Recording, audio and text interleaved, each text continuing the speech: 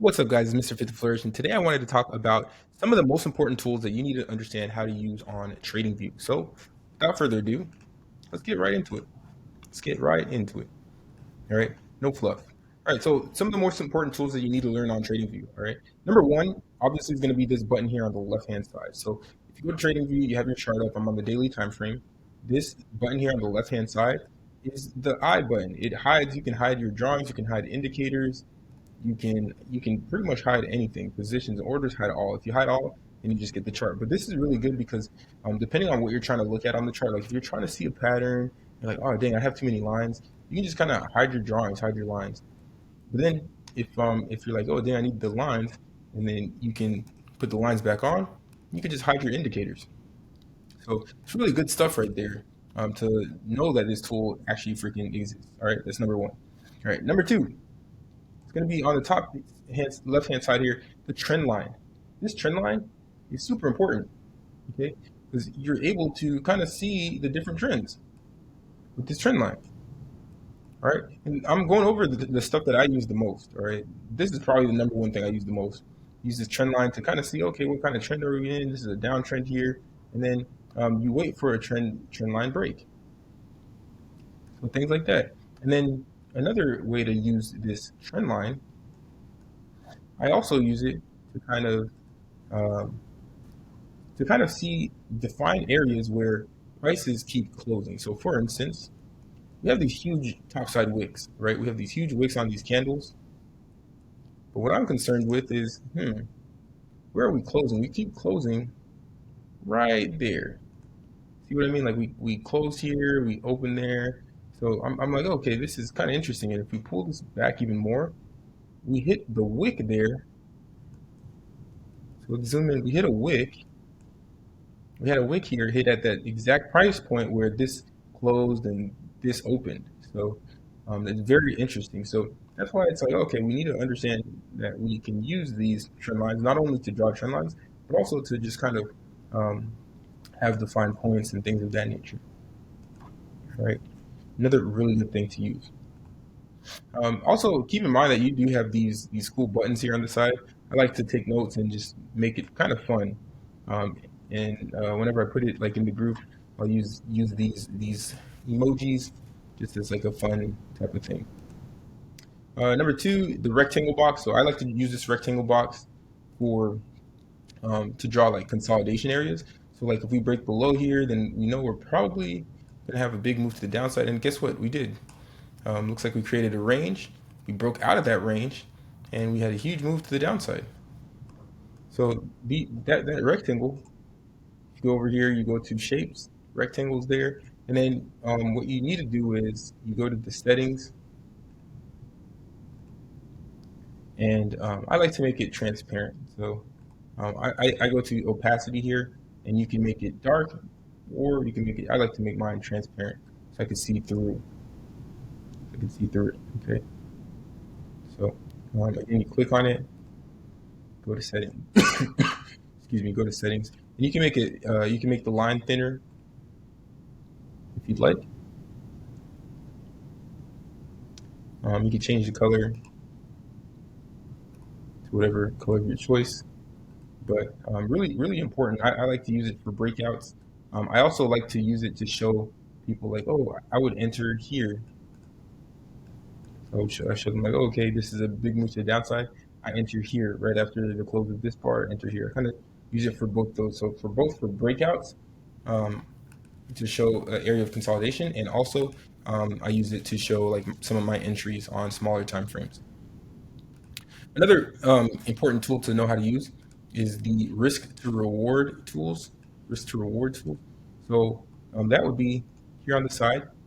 It's the 1, 2, 3, 4, 5th drop down. You go to projection. If you're going long, which means you're buying, you think the stock is going up, you click on the long position, and then you just stick that down. And this is a risk to reward tool. So it basically shows you like, okay, if my stop is here and my target is to that top line, here it's going to tell you what's your risk to reward ratio, and it's a 4.1, which is really good. A risk to reward ratio of 2 or more is what you're looking for on good trades. Okay, I don't know anybody who actually like uses the tool and like looks like before they get into a trade, like, oh, what's the risk to reward? Like it's kind of stupid. I don't think anybody really does that, but it's a cool tool to kind of to have there.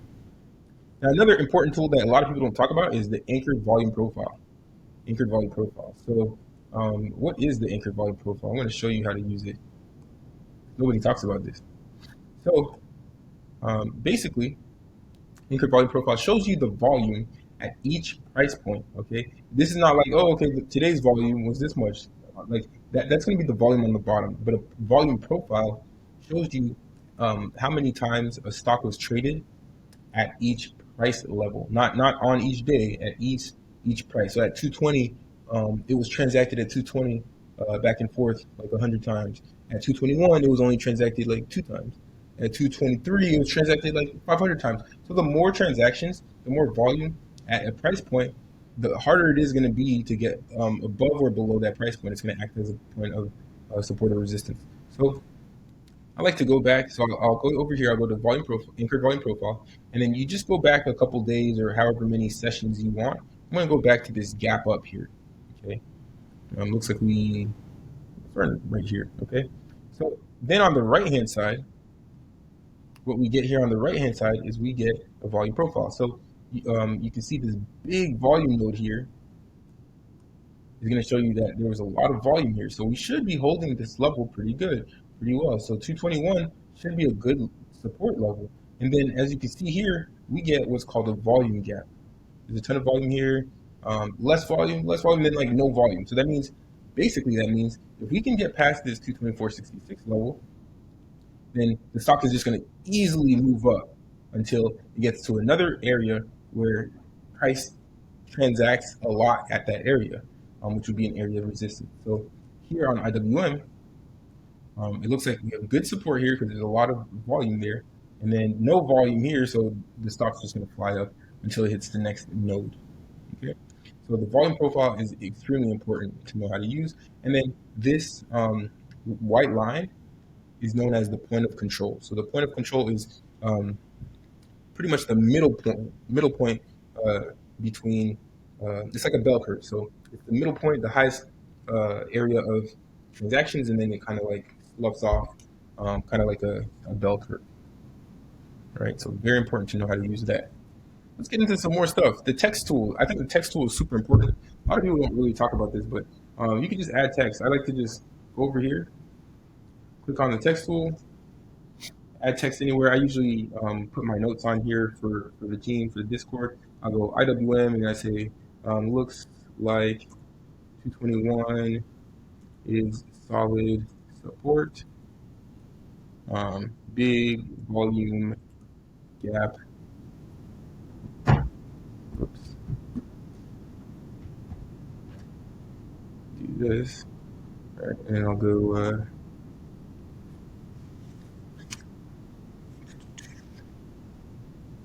Right, and do that, and then I'll do big volume gap.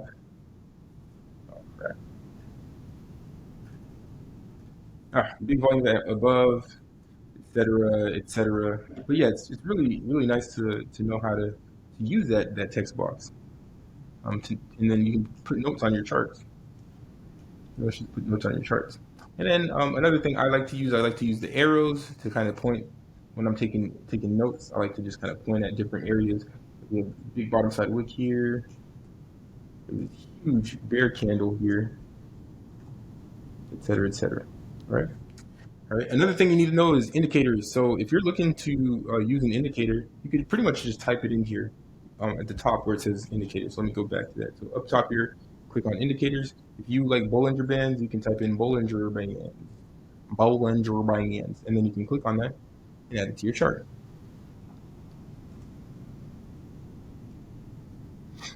All right. I hate Bollinger Bands. They don't work. They're trash, in my opinion. So I don't use them.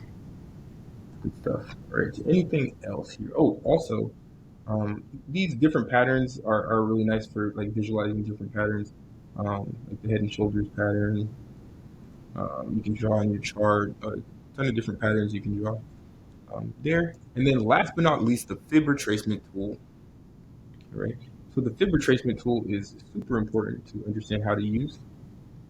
I have a whole video on using the fib tool, so I'm not going to explain it here because people start asking too many questions, and it's like all it is it's a tool where you click at a peak high, and if it's in a downtrend, you're going to drag down to the peak low, and then the move back to the upside should go into the golden pocket.